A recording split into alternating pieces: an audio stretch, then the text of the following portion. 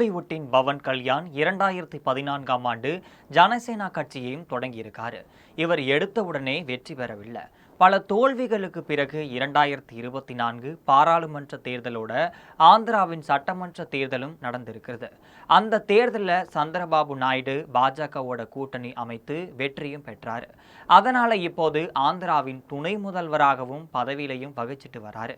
இந்த சூழ்நிலை தான் தமிழக அரசியல்ல நடக்கும் பல விஷயங்களுக்கும் தனது கருத்தையும் தொடர்ச்சியாகவும் பதிவு செஞ்சுட்டு வராரு. 2024ல் சனாதன தர்மத்தை யாரேனும் அழிக்க முயன்றால் ஏழுமலையானின் பாதத்திலிருந்து சொல்கிறேன், நீங்கள் தான் அழிந்து போவீர்கள் என உதயநிதியை பார்த்து கடுமையாகவும் விமர்சனம் செய்தார். இதே போல லாப நோக்கத்திற்காக தமிழ் படங்களையும் இந்தியில டப்பிங் செய்வதை மட்டுமே தமிழக அரசியல்வாதிகள் ஏன் அனுமதிக்கிறார்கள் என மறைமுகமாகவும் விஜய விமர்சனம் செஞ்சுட்டு வந்தார். இதன் பிறகு கடந்த பிப்ரவரியில 3 நாள் ஆன்மீக சுற்றுலாவாக தமிழகம் வந்தார்.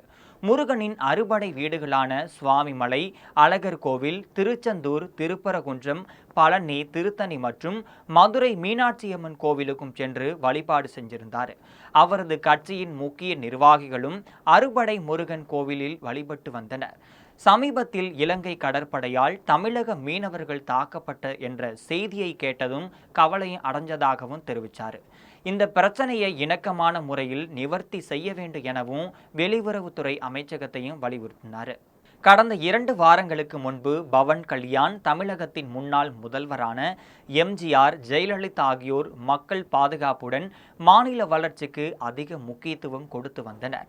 இவர்கள் இருவருமே வேற்றுமையில் ஒற்றுமை கண்டு இருந்தனர். தமிழகத்தின் பிரச்சனைகளை நான் அறிவேன் என்றும் அவற்றை களைய ஜனசேனா கட்சி சார்பில் நான் தான் எப்போதுமே உதவ தயாராக இருக்கிறேன் என்றும் உறுதியும் அளிச்சிருந்தார்.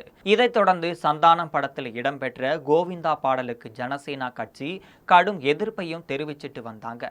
இதனால அந்த பாடலும் நீக்கப்பட்டிருக்கிறது. இப்படியான தமிழக அரசியலில் பவன் கல்யாண் குறித்த பேச்சு இருந்து கொண்டேதான் இருந்துச்சு. இதற்கு பின்னால பாஜக தான் இருக்கிறது என்ற கருத்து நிலவி வந்துச்சு. அதை உறுதிப்படுத்தும் விதமாக தான் பாஜக கருத்தரங்கில் சமீபத்திலும் கலந்துகிட்டாங்க. சென்னை திருவான்மையூர்ல பாஜக சார்பில் ஒரே நாடு ஒரே தேர்தல் கருத்தரங்கமானது நடைபெற்றுச்சு. அதுல ஆந்திர துணை முதல்வரும் ஜனசேனா கட்சி தலைவருமான பவன் கல்யாணும் சிறப்பு அழைப்பாளராகவும் கலந்து கொண்டார். நிகழ்ச்சியில மைக்கு பிடித்த பவன் கல்யாண், நான் தமிழகத்தை விட்டு சென்று 30 வருடங்கள் ஆச்சு என்றும், ஆனால் தமிழகம் எனக்குள்ள ஏற்படுத்திய தாக்கம் மிகவும் ஆழமானது என்றும் சொல்லியிருந்தார். அதனால் தமிழகத்தின் மீது எனக்கு மிகுந்த மதிப்பு இருக்கும் என்றும், எனக்கு எம்ஜிஆர், ஜல்லிக்கட்டு பிடிக்கும் என்றும் சொல்லியிருந்தார். தமிழ் கடவுள் முருகன் இருக்கும் பூமி இது என்றும், இங்கு ஒரே நாடு ஒரே தேர்தல் தொடர்பாக தவறான தகவல் பரப்பப்படுவதாகவும் வருத்தம் தெரிவிச்சிருந்தார். இந்தியா கூட்டணியைச் சேர்ந்தவர்கள் தேர்தலில் வெற்றி பெற்றால் EVM மிஷின் சூப்பர் என்பார்கள். அதுபோலவே தோற்றுவிட்டால் மிஷினில் முறைகேடு என்பார்கள். ஒரே நாடு ஒரே தேர்தல் விஷயத்தில் 2 வேஷம் போடுகிறார்கள். இந்த முறை அவர்கள் ஆட்சியில் இது கொண்டு வரப்பட்ட போது நல்லது என்றார்கள், இப்போது கெட்டது என்கின்றார்கள். 1952 முதல் 1967 வரை சட்டமன்ற தேர்தல், பாராளுமன்ற தேர்தல் ஒரே நேரத்தில் தான் நடத்தப்பட்டுச்சு. ஒரே நாடு ஒரே தேர்தல் வேண்டும் என முன்மொழிந்தது அப்போதைய முதல்வர் கருணாநிதி தான். அப்போது கருணாநிதி விரும்பியதையே இப்போது அவரது கட்சியினரை எதிர்க்கிறார்கள். அப்படி எதிர்ப்பவர்கள் கருணாநிதி நெஞ்சுக்கு நீதி புத்தகத்தையும் படிக்க வேண்டும். ஏனெனில் அதில் ஒரே நேரத்தில் சட்டமன்ற, பாராளுமன்ற தேர்தல் நடத்தப்பட வேண்டும் என குறிப்பிட்டிருக்காரு. ஆனால் தனது அப்பாவின் கனவு நிறைவேறக்கூடாது என முதல்வர் மு.க. ஸ்டாலின் எதிர்த்துட்டு வராரு. கடந்த 20 வருடங்களாக தேர்தல் தொடர்ந்து வருவதால் அரசும் நிர்வாகமும் சோர்வடைகிறது. ஆகவே குறைவான பலத்தில் பெரிதான வேலையை செய்யும் திட்டம்தான் ஒரே நாடு ஒரே தேர்தல். நாட்டுக்காகவும் நாட்டின் வளர்ச்சிக்காகவும் முதல்வர் மு.க. ஸ்டாலினுக்கு ஒரு வேண்டுகோளை வைக்கிறேன். ஒரே நாடு ஒரே தேர்தல் விவகாரத்தில் உங்கள் முடிவை மறு ஆய்வு செய்யணும். ஏதாவது பிரச்சனை இருந்தால் அமர்ந்து பேசி விவாதிக்கலாம். ஒரே நாடு ஒரே தேர்தல் இந்தியாவிற்கு மட்டுமல்ல, தமிழகத்திற்கும் அவசியம் என்றார். பவன் அடுத்த மாதம் மதுரையில் நடக்கும் முருகன் பக்தர்கள் மாநாட்டிலும் கலந்து கொள்ள இருக்காரு. மேலும் தமிழகத்தில் 2026 சட்டமன்ற தேர்தலில் பாஜகவிற்கு ஆதரவாக பிரச்சாரம் மேற்கொள்ளவும் திட்டம் வைத்திருக்காரு. இது குறித்து நம்மிடம் கமலாலயம் கடந்த ஆண்டு இந்திய மக்கள் தொகை கணக்கெடுப்பு ஆணையம் தமிழகத்தில் பேசப்படும் மொழிகள் பற்றிய விவரங்களை வெளியிட்டிருந்தாங்க. அதில் 6.4 கோடி பேர் தமிழ் பேசுறாங்க. இரண்டாவது இடத்துல 42 லட்சம் பேர் தெலுங்கு பேசுறாங்க. இதன்படி தெலுங்கு பேசும் மக்களின் வாக்கு வங்கியும் தேர்தலில் முக்கிய பங்கு வகிக்கிறது. தற்பொழுது தெலுங்கு மக்களின் வாக்கு பெரும்பாலும் திமுகவிற்கு தான் செல்கிறது. அந்த வாக்குகளை தேசிய ஜனநாயக கூட்டணிக்கு கொண்டுவர பாஜகவின் அகில இந்திய தலைமையும் விரும்புகிறது. அதாவது பவன் கல்யாணை வைத்து தமிழகத்தில் அரசியல் செய்வதன் மூலம் தேஜை கூட்டணிக்கு தெலுங்கு மக்களின் வாக்குகள் கிடைக்கும் என கணக்கு போடுகிறது. மறுபக்கம் தனது கட்சியை தேசிய கட்சியாக உயர்த்தும் ஆசையில் இருந்துட்டு இருக்காங்க பவன் கல்யாண்.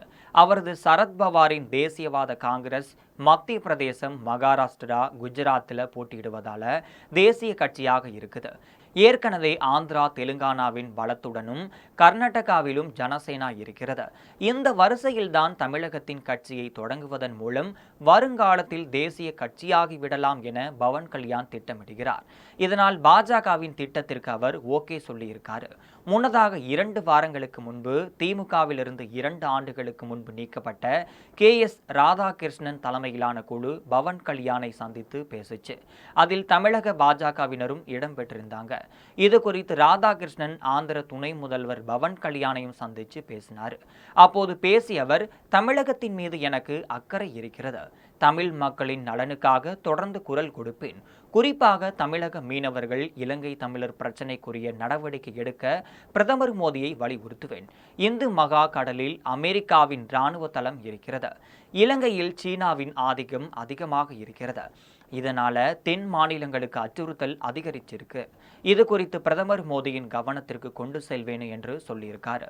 தமிழகத்தில் கன்னியாகுமரி, நீலகிரி தவிர அனைத்து மாவட்டங்களிலும் தொகுதிக்கு குறைந்தபட்ச 4000 தெலுங்கு பேசும் மக்கள் இருந்திருக்காங்க.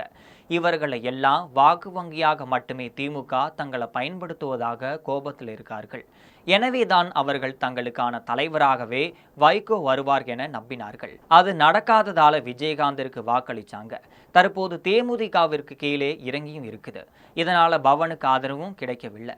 விரைவில் அதிமுக பாஜக கூட்டணிக்கு ஆதரவாக பவன் பிரச்சாரம் செய்ய இருக்காரு. இதனால் திமுக மதிமுக சிக்கல் ஏற்படும். இதே போல கர்நாடகா, கேரளா, புதுச்சேரியில நிலவும் பல பிரச்சனைகளை கையில் எடுக்கவும் பவன் தயாராகி வந்துட்டு இருக்காரு. தமிழகத்துல பிரபலமான யூடியூப் சேனல் கருத்து கணிப்பு நடத்தி இருக்குது.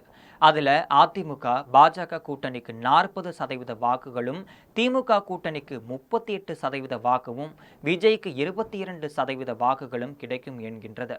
தற்போதைய நிலையில் திமுக கூட்டணியின் தோல்வி முகத்தில் இருப்பதாக சொல்கிறது.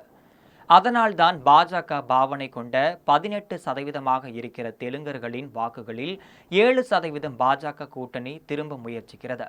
ஆந்திராவிலேயே பல தொகுதிகளில் ஜனசேனாவுக்கும் போதுமான அளவுக்கு கட்டமைப்புகளும் இல்லை. இப்படியான சூழலில்தான் தமிழக அரசியலில் பவன் கல்யாண் கவனம் செலுத்த தொடங்கியிருக்காரு. எனவே அவரால் இங்கு தாக்கத்தை ஏற்படுத்த முடியுமா என்பது $1 மில்லியன் கேள்விதான்.